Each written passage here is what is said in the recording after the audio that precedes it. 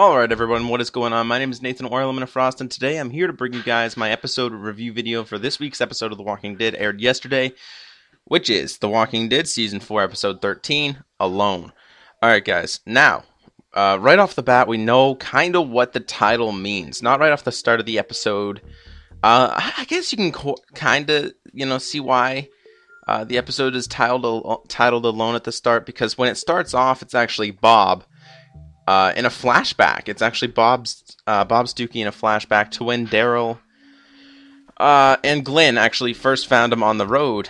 This would obviously be taking place prior to the beginning of Season 4, because obviously at the beginning of Season 4, we've seen Bob Dookie right off the bat. He was part of the prison group, everything like that. We heard a little bit of backstory about how he got there. Obviously, Daryl found him out on the road, brought him in about a week prior to the premiere. So now we actually get to see Bob Dookie kind of on his own, leading up to when Daryl actually found him. So, for about, I'd say 3 minutes, start of the episode, we've seen Bob Dookie, obviously, probably just lose his second group, because we know, before he got to the prison group, he actually had 2 more groups, and he was, each time, the last survivor on both of those groups. So, we can obviously assume this is, obviously, after his second group, I guess, bit the dust, I suppose is what you could say.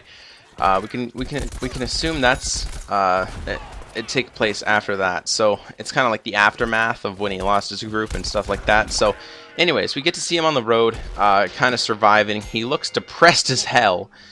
He's kind of drinking away his sorrows. It looks to NyQuil, to be honest with you. He kind of barricaded himself in this sewer thing. And it honestly looked like he was sitting there drinking NyQuil. I don't know if it was NyQuil. Obviously, it was some sort of medicine. It was something green and what looked to be a NyQuil bottle. But nonetheless, that doesn't really matter.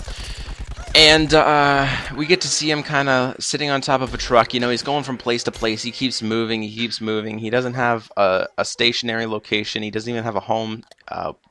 He's kind of like a homeless survivor. I know kind of in the Walking Dead world, I mean, everybody's kind of homeless. No one actually has a real home. But, obviously, the prison group had the prison, and prior to that, the governor had Woodbury and stuff like that. That's kind of their home.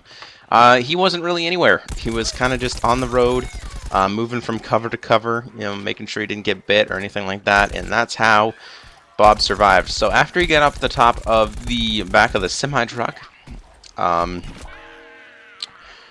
he was walking down the road a little bit, and then he heard actually a motorcycle and a truck. So obviously Daryl was on his motorcycle, and Glenn was in the truck, and they met him. They were asking him a bunch of questions, and they actually brought up those 3 questions that Rick came up with, which was, how many walkers have you killed? And Bob was like, I don't know, half dozen, haven't like more than 2 dozen.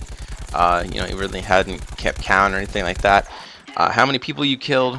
He answered 1, and then why? And that's because apparently whoever he killed asked him to kill her. So we can obviously assume she was probably bit or something. She didn't want to turn.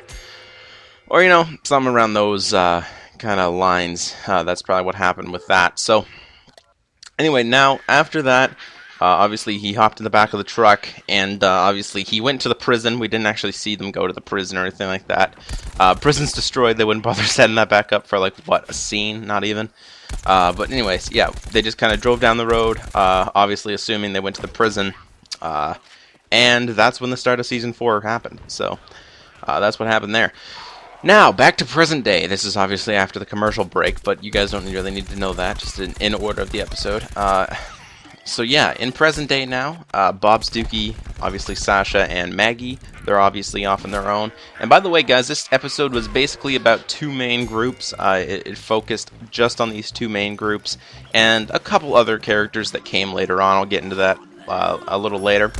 But it focused on Bob, Sasha, and Maggie, and the other group that it focused on was Daryl and Beth, which I actually did predict. So if you guys want to go see my predictions for this episode, I guess some of them fairly accurate. So I recommend you guys go check out my predictions. I uploaded just last week.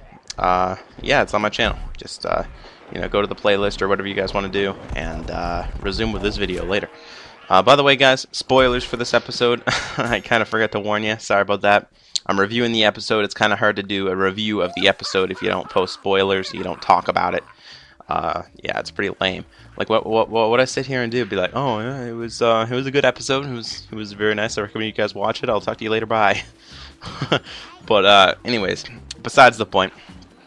Yeah, we're back in present day now with Bob, Sasha, and Maggie, and this is actually one of the scenes that we actually seen in the sneak peek for this episode, or the promo, which was them kind of in the woods, and they were fighting off walkers coming out of the fog. They were kind of all back to back, all three of them were, and they were fighting off walkers coming out of the fog. It was all foggy around them and everything like that. They fought off a bunch of walkers. It was a very cool scene. I actually liked the scene a lot. It was very creative what the director and everybody did with that scene. It was really, really creative, having the fog and them coming out of the fog at the last second, and they have to kill them like as soon as they can. And yeah, it was really cool. Honestly, we kind of thought that Bob kind of got bit. Walker did attack him, but after they killed all the walkers, we found out that the walker apparently got him in the bandage.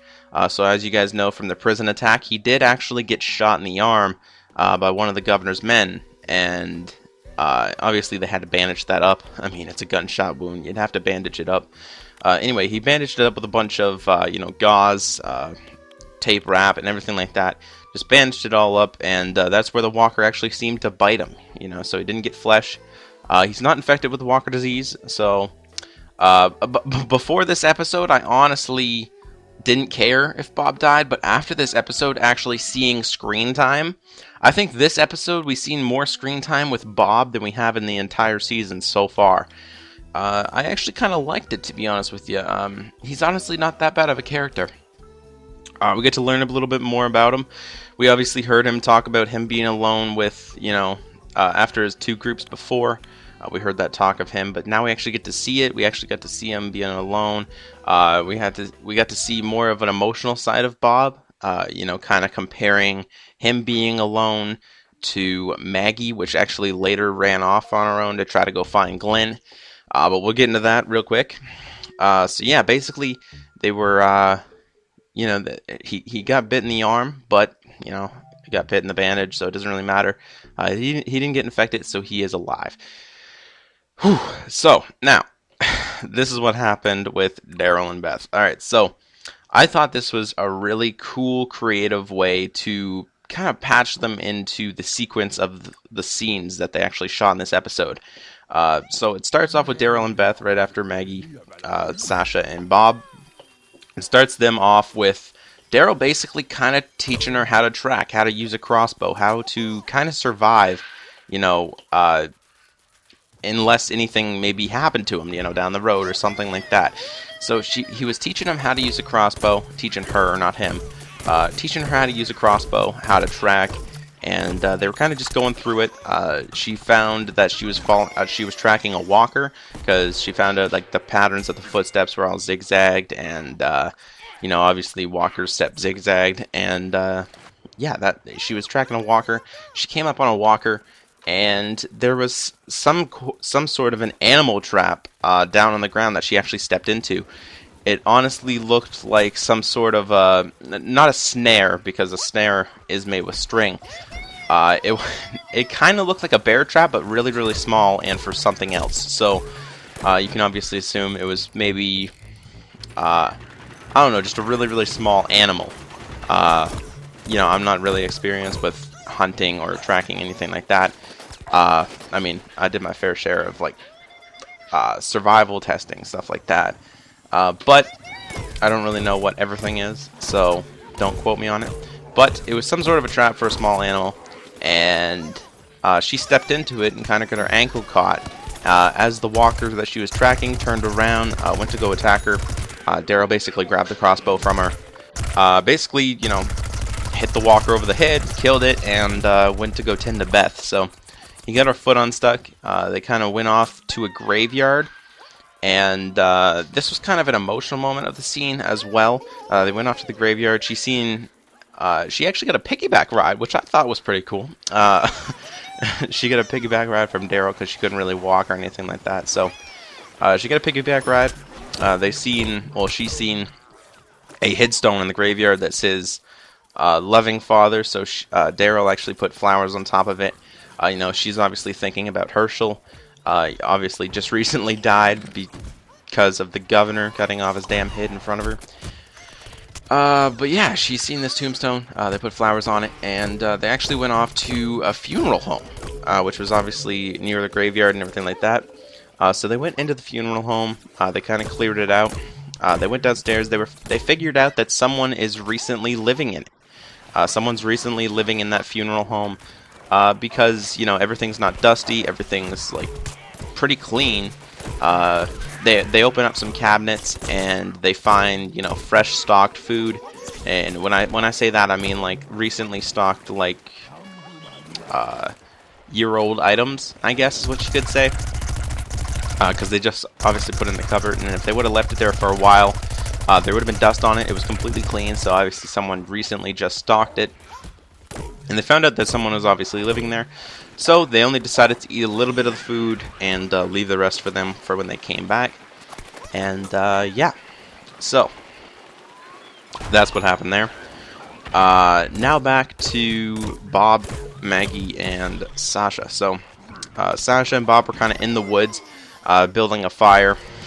And Bob was kind of questioning her, where did Maggie go? And Sasha basically said, she obviously went to go get firewood.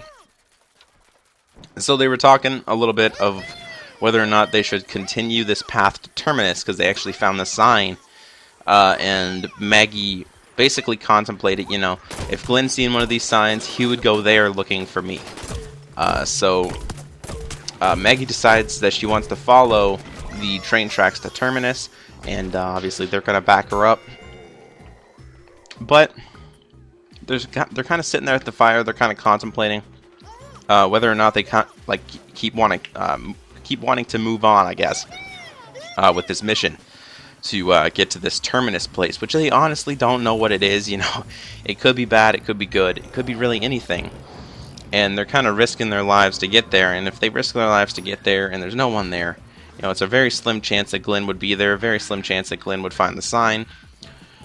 Anything like that, a very slim chance of everything, to be honest with you, but it could happen. So they kind of contemplate for a little bit. They're kind of talking, Sasha's basically saying, Glenn, best chances are, he's probably dead. Stuff like that. They're just basically talking about it and everything like that. And we don't actually see Maggie come back. So we can obviously assume that she did for a little bit of the night. And then when they woke up actually in the morning, Bob was kind of looking down at something on the ground, and Sasha basically got up off of her, I guess, makeshift bed. It was kind of like a sheet, and that she kind of was laying on, and sort of a plastic sort of cover. I don't know. It looked really uncomfortable, but I guess that's what you got to do. So she kind of got up. She seen that Maggie written in the sand. Don't risk your lives for me. Good luck, I think is what it was. I think is what it said. So she went to continue on this Terminus road alone. So she obviously, we can assume she probably heard them talking about her and possibility of Glenn being dead last night. This is risking our lives. We should just find some place and hold up, get to higher ground, stuff like that. She obviously heard them when she was out getting, quote, firewood. So yeah, she probably heard them and decided to take matters into her own hands and kind of, make them not risk their lives for her and just continue to Terminus on their own. But Bob, he's being stubborn, and this is kind of why I don't blame Bob, obviously, for doing this, because he's been alone. He realizes now that Maggie is alone. She has no one right now. She's just continuing us on this pathway down alone. Could lead to nowhere. She could just be alone for the rest of her life. She doesn't find this place. He's obviously been alone 2 separate times from 2 separate groups.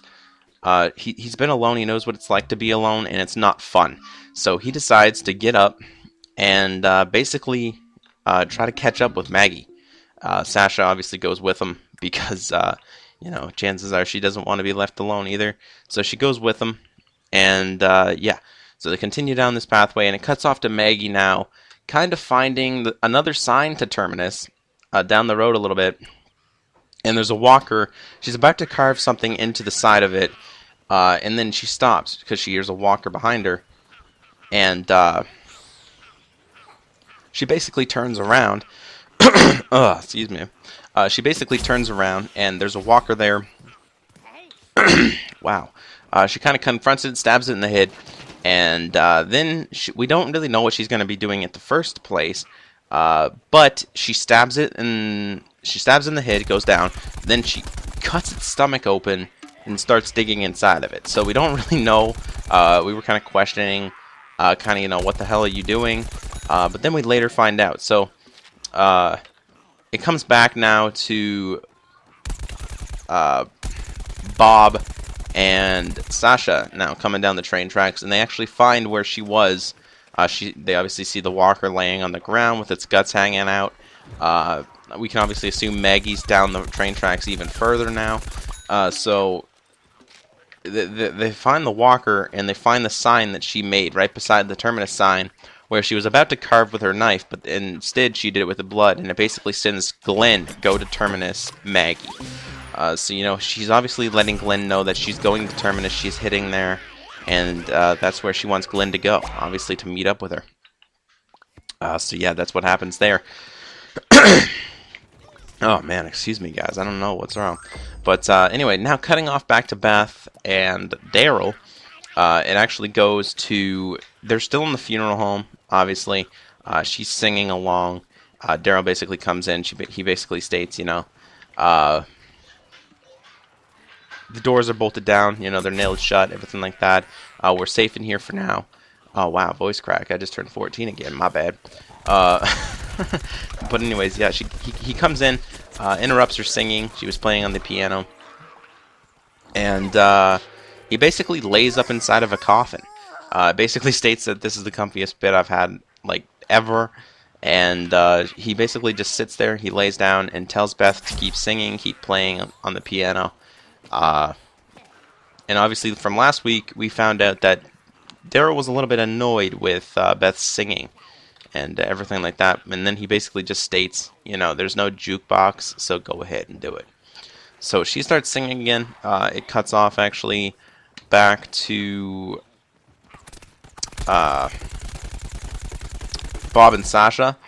Real quick, it was a real quick scene, but it cuts off to Bob and Sasha kind of going down the train tracks again, still trying to find Maggie, and Sasha basically, she kind of stops in the middle of the train tracks and basically says, I've had enough. Bob tries everything to try to get her to stay with him because he wants to find Maggie. He knows what it's like to be alone, and he doesn't want Maggie to be alone, which I really don't blame her. It sucks being alone, especially in a zombie apocalypse. So he doesn't want that to happen. So he keeps on his way, but he tries one thing before, and he plants one on her. He basically kisses her. But she tries to use it against him, saying, come back with me to the town previously, and, we can sit up in the, in one of the houses and kind of be safe. But he just continues down the train tracks, and Sasha head back the other way, towards the recent town, which is actually just a little ways back, not very much at all, but, she goes back to the town. She basically goes up inside of a building, and, she kind of, this is the part where we kind of realize that she's kind of regretting leaving Bob. She's obviously regretting him letting him go, I guess is what you could say. But she kind of stays with it. She kind of holds her ground. We definitely can see that she is regretting her making that decision to leave Bob, go back to the town. Being alone kind of sucks now, but there's not really much she can do. And then she actually looks outside of a window and sees Maggie laying on the ground. Now, Bob is off in the distance still looking for Maggie, but Maggie stopped at this town, and Sasha basically goes down and helps her. She was laying on the ground under a pile of walkers, under a few walkers at least, but we find out that she was obviously hiding under those walkers in order to get away from a horde that actually came through. So she was hiding under those walkers, and Anyway, Sasha went down to, go help her, and it turned into them just kind of fighting off a bunch of walkers at a time. Uh, there's actually quite a bit of kills. I'd say probably 12, maybe 13 kills of walkers. Them and her and Maggie kind of like fighting them off together, and then they got into the conversation of, where's Bob? Sasha basically stated, he went off looking for you. I came back to stay here on my own, and yeah, Maggie was like, let's go find Bob. I'm gonna make it there. I can't ask you to risk your life because I know you're not gonna be just doing it for me. You're gonna be doing it for you because there's a chance Tyrese could be there. And, everything like that. So they continue down their way. Maggie basically states, I need your help. And even if I catch up to Bob, we're not going to be able to do it on our own, and I can't do it on my own. So they kind of catch up to Bob eventually, and they continue down the path. This was a little bit later, but now going back in time a little tiny bit to Daryl and Beth now. They're actually in the kitchen. They're eating, and they hear noise, and Daryl goes to the front door. It's actually a dog. Dog runs away. It was actually a one-eyed dog, which was kind of pretty sad, I guess. It was an appropriate-looking dog for a zombie apocalypse. I can tell you that much. So Daryl and Beth, they kind of sit back down a little later. This is a little later in the episode, by the way. They sit back down, and they hear another kind of rumble at the door, and they actually set up these, I guess, alarm system, kind of like they did in the woods with the hubcaps from the cars. They set up an alarm system, and they heard it go off again. So Daryl went back to the door with a jar of pig's feet that I actually found in the kitchen cupboard, and basically says, Beth, I'm going to give this pooch one last shot. He goes to the door, and what's at the door? A pile of walkers. So about 15 walkers coming into the house, and this part was getting a little scary. Not scary on the downturn of, oh my god, I need to close my eyes, I'm so scared. Scary as in, holy shit, Daryl might die. But nonetheless, he does not. He gets chased into the basement. He basically tells Beth to go out the window, get her shit, and go. He'll meet her out there in a minute. Gets chased into the basement, or kind of the embalming room of the funeral home. And, obviously, there's these human carts they use to carry bodies. They have wheels on them. There's 2 of them in this room. It's a really enclosed room, and there's about 15 zombies in one little room.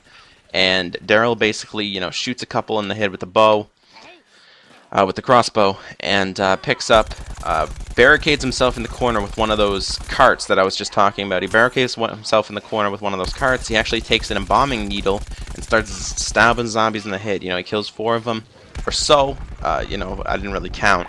He stabs one of them in the eye. He breaks off the needle, so he obviously can't use that anymore. He switches to a scalpel and starts picking off the rest of them.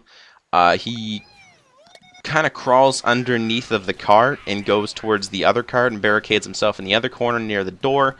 He kills a couple more of them. Goes up the stairs, stabs one zombie in the head, stabs the other zombie in the head, takes his bolt out of the zombie that he shot, takes his crossbow, and kind of runs out of the house. So it was such a badass moment. It was all in about a minute or so of the show. Maybe even less. I didn't time it, obviously, but it was maybe even less. It was just really fast-paced, really fast, close-paced action. We get to see Daryl, just really badass. I mean, it's just unreal. But anyways, he basically goes outside. He chases Beth, and he finds her bag on the road, and there's a car that just drove off, and we can obviously assume, Beth just basically got kidnapped, I guess, is what you could say.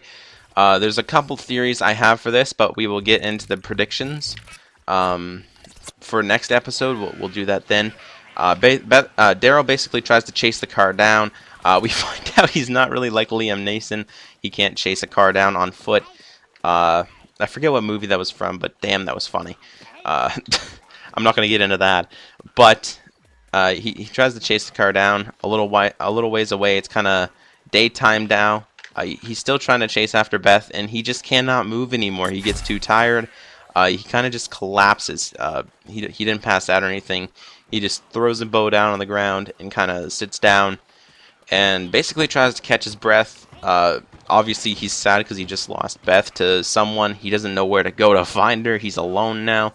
So there's a multiple definitions in this storyline for the episode title, Being Alone. We get to see Bob at the start, being alone. We get to see Maggie going off on her own. We get to see Bob kind of going off on his own again to try to find Maggie. Then we see Sasha going off on her own, trying to survive. She doesn't want to go to Terminus or anything like that. And then we get to see, we really didn't get to see Beth being alone, but we can obviously assume she's alone, kind of in a way. No one she knows around her, in the car being kidnapped. She is alone. And then we get to see Daryl being alone, but not for long. So he's still sitting on the side of the road. A few minutes later, after a couple more scenes with Bob, Sasha, I already got into that before. But we get to see him on the road again, and survivors come up to him. Now, we don't really know who the survivors are. These could be the group of hunters. You know, these could be the cannibals that we've all been waiting for. We're not too sure. We'll find out a little later. But for now, I'm just going to call them a group of survivors. They kind of come up on Daryl, and basically, we can obviously assume the old guy is kind of the leader. Not really old, but he has gray hair, and you know, he's a little bit up there. You know, he kind of comes up to Daryl and is like, well, what do we have here? And Daryl basically responds with a punch to the face.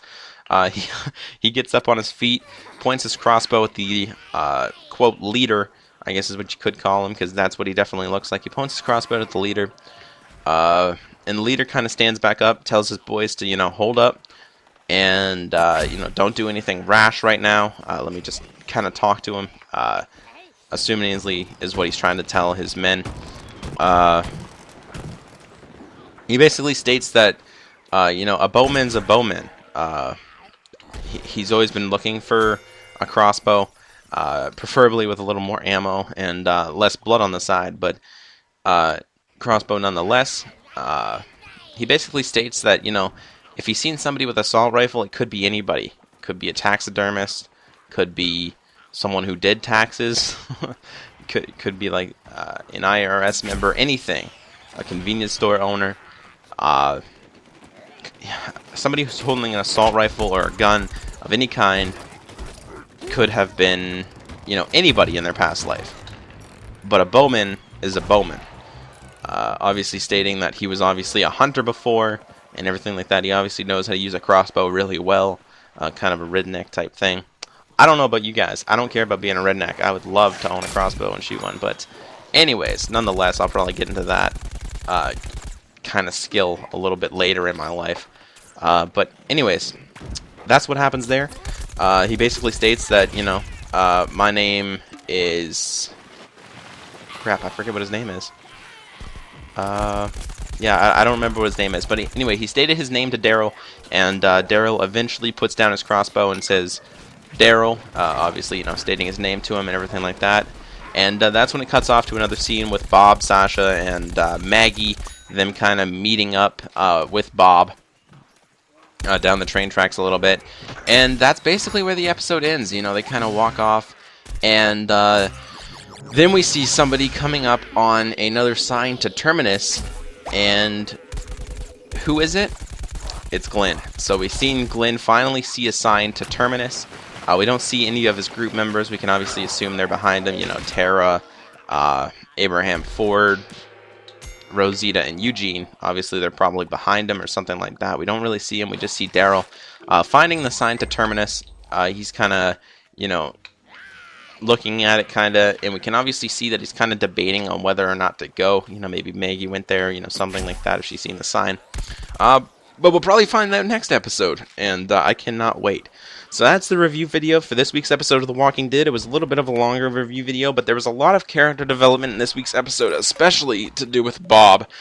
And there was just a lot of things that happened. You know, obviously Beth getting kidnapped. So we don't really know what's going to happen to her. I do have a couple theories on who actually did kidnap her, but like I said, I will get into that for the predictions of next week's episode of The Walking Dead. So yeah, the prediction video for next week's episode of The Walking Dead is going to come out this Thursday, March the 13th. Yeah, this Thursday, March the 13th, is going to be my prediction video for this week's episode of The Walking Dead, Season 4, Episode 14. Hold up. One sec. I gotta find the episode name. It's something Grove. The Grove. Wow, that was easy. Just had to add the. Alright. Sorry, guys, I'm a little stupid. So yeah, next week's episode of The Walking Dead, The Grove. Predictions for that episode this Thursday. Like I said, March the 13th. And I guess I will talk to you guys then if you don't watch any of my other videos. If you do, stick around. I do daily uploads, so there will be another upload here on my channel tomorrow and the next day, and the prediction video on Thursday and everything like that. I do daily uploads. Be sure to stick around. Kind of check out my channel if you guys want to. Hit this video up with a like if you guys did enjoy it. Tell me what you guys thought of the episode. Was it good? I liked it a lot. We haven't seen Rick in a couple episodes. I don't know if we'll see him next episode.